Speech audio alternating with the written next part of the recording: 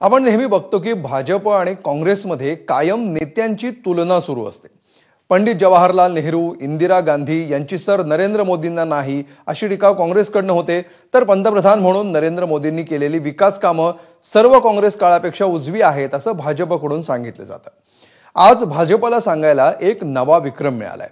सलग सर्वाधिक काळ पंतप्रधान पदावर राहणारे दुसरे पंतप्रधान बनलेत नरेंद्र मोदी। त्यांनी माजी पंतप्रधान इंदिरा गांधींना मागे टाकलंय। पाहूया।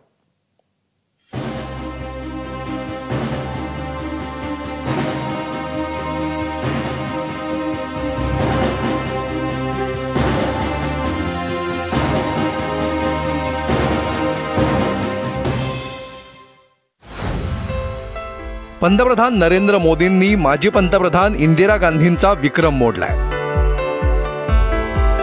सर्वाधिक काळ सलग पंतप्रधान पदावर राहिलेले देशाचे दुसरे पंतप्रधान ठरलेत मोदी।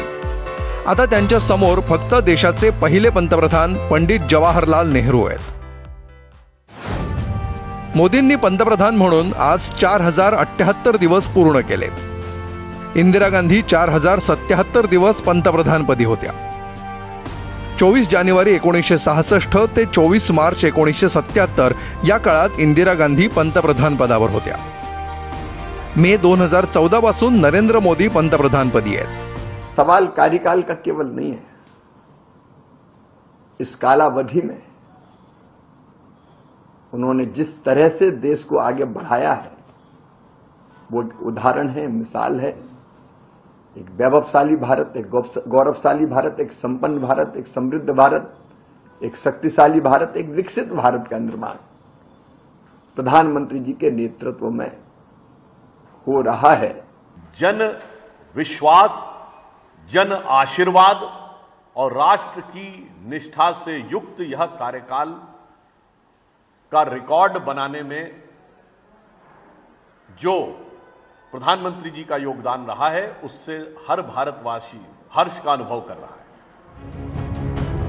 मोदींच्या नव्या विक्रमाबाबत प्रकाश आंबेडकर मात्र फार खुश दिसले नाहीत। मोदींच्या मुळे मी असं म्हणेन की 25 वर्ष पाकिस्तान हे ॲक्सेस ऑफ टेररिस्ट आहेत, ही संपवण्याची संधी आली होती। ती न संपवता ती पुन्हा तुम्ही असणारं एक्सटेंड दिलेलं आहे। त्याच्यामध्ये इंदिरा गांधी यांचंच व्यक्तिमत्व जे आहे ते उज्ज्वल होतं अशी परिस्थिती। 2001 ते 2014 या 13 वर्षांच्या काळात गुजरातचे मुख्यमंत्री आणि 2014 पासून गेली 11 वर्ष देशाचे पंतप्रधान अशी 24 वर्ष मोदी राज्य आणि केंद्र सरकारच्या प्रमुख पदावर आहेत। हा सुद्धा वेगळा विक्रम असू शकेल। नेहरूंप्रमाणे मोदी सलग 3 वेळा लोकसभा निवडणूक जिंकून पंतप्रधान बनले। 2029ला जिंकले तर नेहरूंचा विक्रम ते मागे टाकतील। ब्युरो रिपोर्ट, एबीपी माझा।